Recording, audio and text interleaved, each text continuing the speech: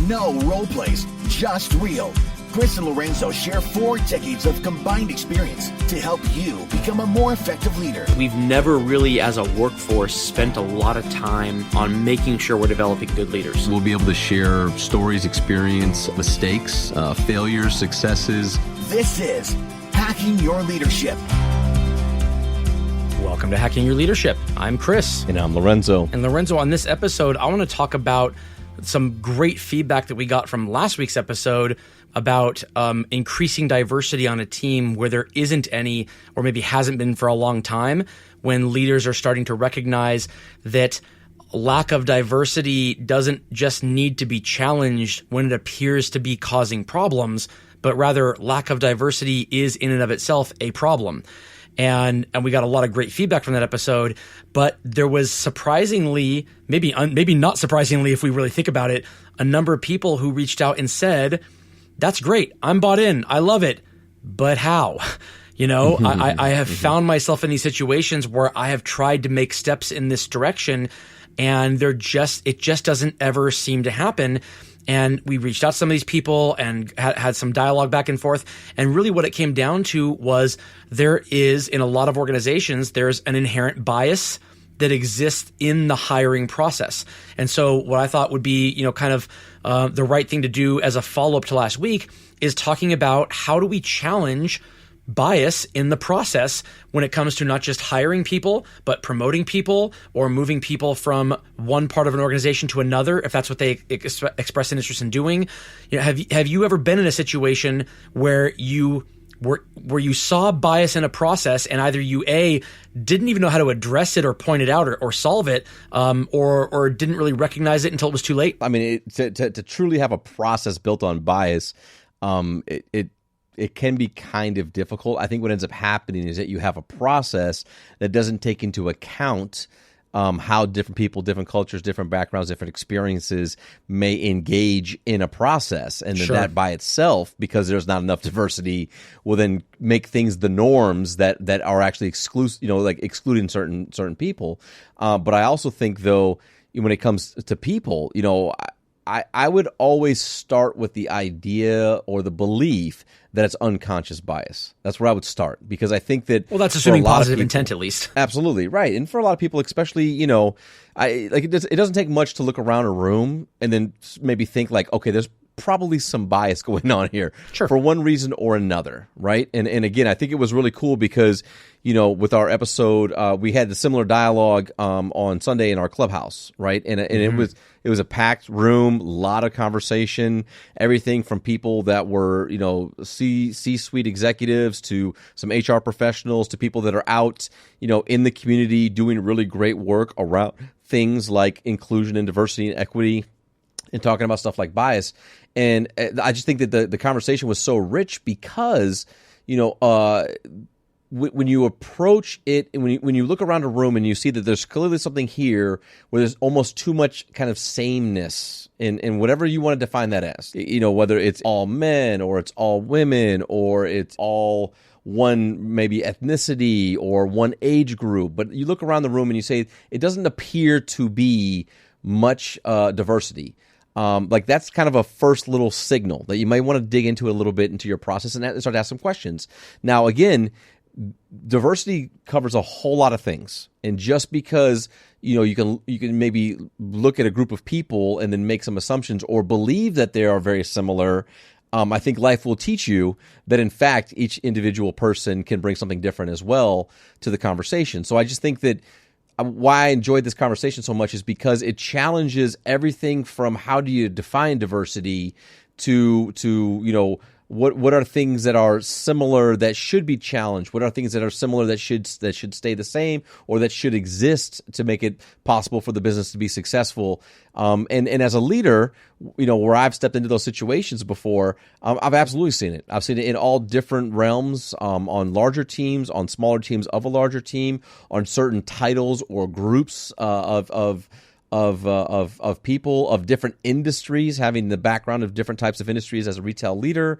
You tend to see things where there's clearly maybe not a proactiveness to it, or at least at the end of the day, whatever has been going on, and the result has been a lack of diversity on a team. Right. I agree with that. I think there are two things that get in the way here also. One, by definition, if it's unconscious bias, well, then it's unconscious. The moment you are aware of it, it is no longer unconscious bias. Mm-hmm. And so I think it's the right thing to do if in a situation like that, to not hold people accountable or judge them on the past unless the level and the exposure they have is one where they should have known.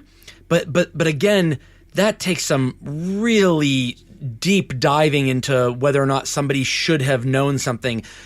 Again, if a lack of diversity is causing a problem or causing problems, other problems, then it's easy to say, okay, this is a problem we need to fix.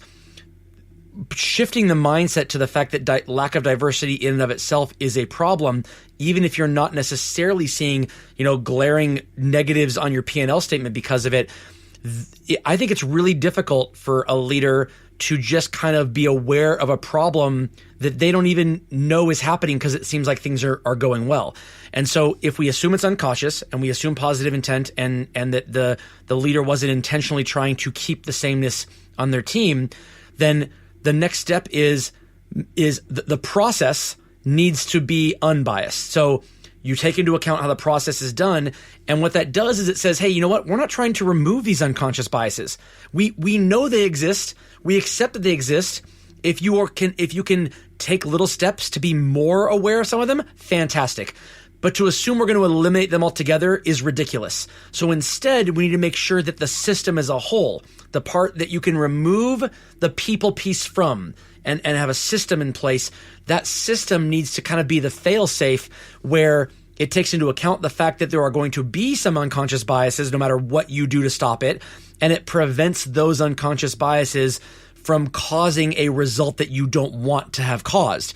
And I think that that's okay. It's the goal doesn't need to be removing all unconscious bias. I don't think it's possible. And so I think the process is important. Yeah, no, and to your point, I think that I think two things as you were talking. Number one, that here's an example. I will always have a very conscious bias for people that are really committed to a team and that are really proud of helping people get to where they want to go. Mm-hmm. And you can say things like, well, everybody should love people like that. Yeah, but that's a very conscious bias because sure. if I ask you about questions in your work and your successes in work and you don't bring up the team or you don't bring up people, right? That's a very conscious bias of mine where I'm just like, I don't know, right?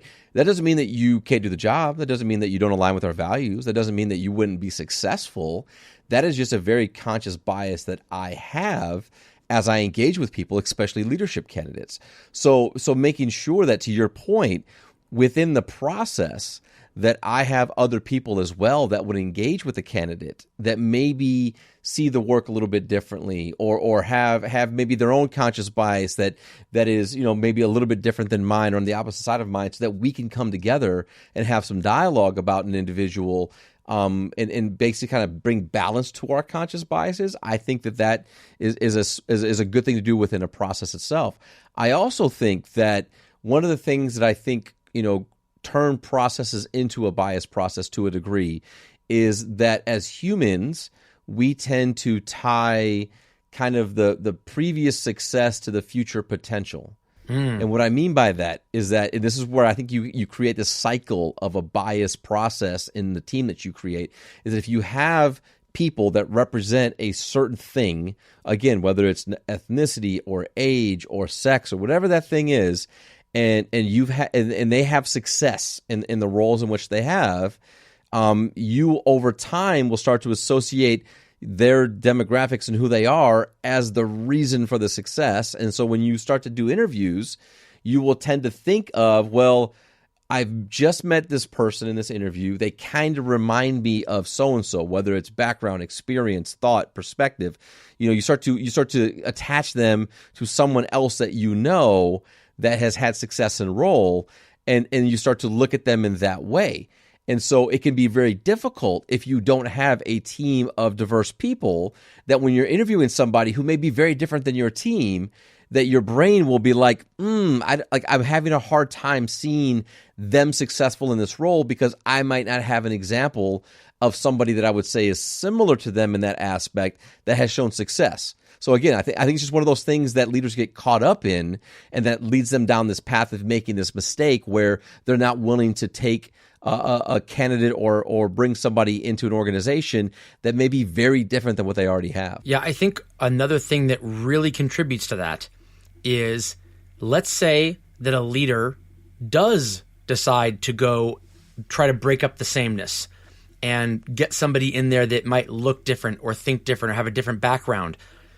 If the wheels aren't greased in order to make sure that the relationships between that new person and the rest of the team doesn't start out on the right foot, isn't one that is conducive to creating strong interpersonal relationships, those relationships won't happen. It will appear that new person does not fit in with the team, and then it will be wrongly judged that the reason they don't fit in on their team is because of the lack of sameness. When in actuality, it is the leadership's role, the leadership's team's role in making sure that everybody feels like it's a safe space, they can contribute, they can be who they are and bring their full selves to work, and that the rest of the team will accept them for who they are. If you do all that, then you will notice that, oh my gosh, the person who doesn't jive with the team, the reason they don't jive is because they're not a nice person, or because they're not committed to the work, or because whatever it is. And that could be a person who looks like anything, or who, from any background. You're able to kind of correctly judge the reasons for the symbiosis or the lack of such. But it takes work to make sure that those relationships happen. They don't happen on their own by definition just because you put somebody on the team. The tribal nature of human beings is such that a person who seems to be different than the rest of the team is going to have a harder time integrating. It is what it is, especially if it's like a one-to-many. If it's a one-to-one or one-to-two, much easier. But one-to-many makes it a lot harder. And I think a leader needs to be very proactive on making sure those conversations happen individually and as a group, and kind of acknowledging the elephant in the room. Not talking about it and assuming it's going to go away is the quickest way to make it so that there is no symbiosis, there is no integration with a team, and then you can then have that self-fulfilling prophecy of saying, well, I tried to integrate and have diversity and it didn't work. It's like, well, yeah, it didn't work because you didn't do the work to make it work. Yeah, I think it calls back to what we discussed last week, which is, taking the time to talk to the team and talk to individuals about, number one, kind of the importance of diversity, but also like that idea of the value of having a common core set of values and alignment of who we are as a team and how we work and the work that we want to do, but then also calling out the value of them as individuals within the team and how their different thoughts or different perspectives have been very helpful in shaping the success of the team, and how we need to constantly have more of that. So to your point, like, to build an inclusive culture that would then, not only allow but welcome in people that are different than what the current norm is, I think requires a lot of that pre-work and a lot of that dialogue and a lot of the conversation. And then quite honestly, like, you may find yourself, in a situation where you may have people on the team that don't see it that way, and they don't feel that the diversity is a good thing, and they're very stuck in their thoughts and their ideas. And you may need to have very, very real conversations about that, because you don't get to stand there as the leader of a team and believe that a tenet of who you are as a team are these things like around being inclusive and being welcoming, being friendly, caring about one another, and then have people on the team that don't do those things because they're a part of the larger collection. So you have to be prepared for that. And you have to be willing to stand up for that as the leader and push back against that.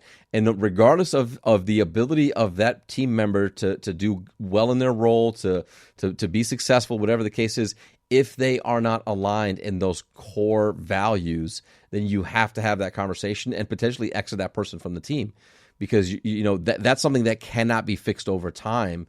Yes, it can be taught. Yes, you can talk about things like unconscious bias and, to your point earlier, not eliminating them, but reducing them, or at least moving some things from unconscious to conscious, and then saying, and that's okay too. You know what I mean? Like it's not that having a conscious bias is always a bad thing. We tend to relate it to saying, oh, that's a bad word. No, it's not. I have conscious bias when I walk out into a very dark parking lot by myself in the car in the middle of nowhere. I am consciously looking around to see, is there any big white vans next to my car? Not that anybody's out there trying to kidnap me, but it's possible, right? Is there anybody that's out there that looks out of place that I need to be careful of or keep an eye on? Like, that's a very conscious bias in general of my situation and where I'm at. It has nothing to do with how I feel about people or my respect for them or wanting to include them. So, like, I think we need to detach that idea of that a conscious bias or an unconscious bias are just pure evil, because they're not. And many times it's just that people don't know any better, which is why it makes them unconscious. Yeah, I like what you said about being prepared for these things rearing their heads, because if you lead a team of people where there is a lot of sameness, and you're making efforts and taking steps to try to increase the level of diversity on the team, it's possible that there are people on your team who don't want that to happen, but you never would have known that because you never tried to make it happen before. And so, you might say, well, yeah, I mean, I get along with my team great. There's no way anybody on my team, would be against this. We all get along. Everybody's a nice person. Right, everybody's nice in the context of the reality that they know right now. And when you take steps to change that reality, things can change. Hopefully, you're right. Hopefully, they're all still kind and loving people, and that they look at the change as welcome and a long overdue thing, and you can work with them and they can help be a part of the solution. But if it starts to become evident that they are not that person, it can be very easy to defend them and say, oh, it must be because of something else, because clearly they've never been like this before in any other thing. Well, maybe that's their thing. Maybe that's the trigger, whatever that is. And so being aware of that it might happen and taking steps to stomp it out immediately, because I think where leaders get into a lot of trouble is they want to assume positive intent. And so they see this kind of behavior from people on their team and they make defense for it, because when it starts, it's really subtle. It's not overt. It's subtle. And they make defense for it and they think, well, they must be thinking something else, or, that you misinterpreted that, or whatever it is.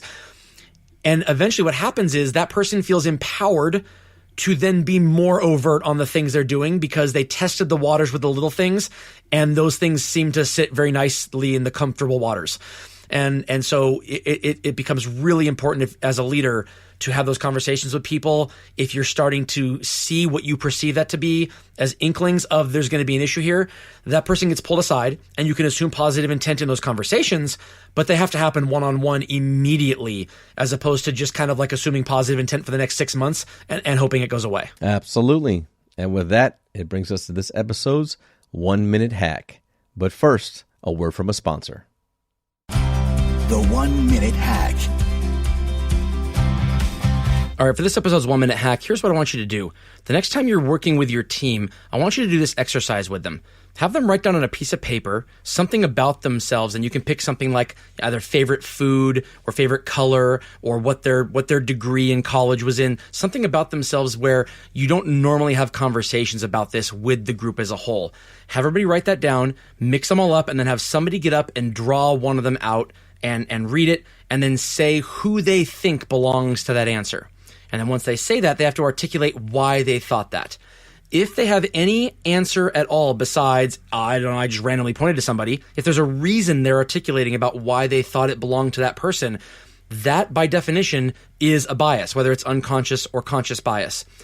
Being able to go through these kinds of exercises with your team to show them that no matter what they're doing, those biases exist is going to be the first step to getting them to be able to recognize them in the moment, so they can eliminate them as part of the process of hiring, promotion, and movement within teams. Yeah, I think it's a great 1 minute hack, and it's a reminder that, again, like, not all bias is bad. And what's important is that you understand that they exist, and then you can work through a process or partner with people to make sure that you can keep your biases in check. whether by having somebody who sees the world a little bit different than you do, or somebody who you have a great relationship with that will tell you when they feel that maybe you're projecting on something, or that your bias is acting as a stop, in regards to making a better decision. Yeah, I agree with that. And the last thing I think I have to say about this is that if you're a leader, it becomes very important as a part of your desire to be more transparent and more vulnerable with your team to start talking about your own unconscious biases, where you have them, because you do have them, and creating normalcy around the conversation around biases is going to be the first step to being able to solve them. Because if everybody on your team feels like articulating that they have a bias they're trying to work through, that they're going to be chastised for it or sanctioned for it, or it's going to hurt their career, they're not going to say anything, and they're going to continue bringing those biases with them. So start with you and talk about these things with your team. Have these conversations because you'll start to normalize these things happening and be able to solve them. Absolutely. And with that, it brings us to the end of this episode. This is Hacking Your Leadership. I'm Lorenzo. And I'm Chris. And we'll talk to you all next time.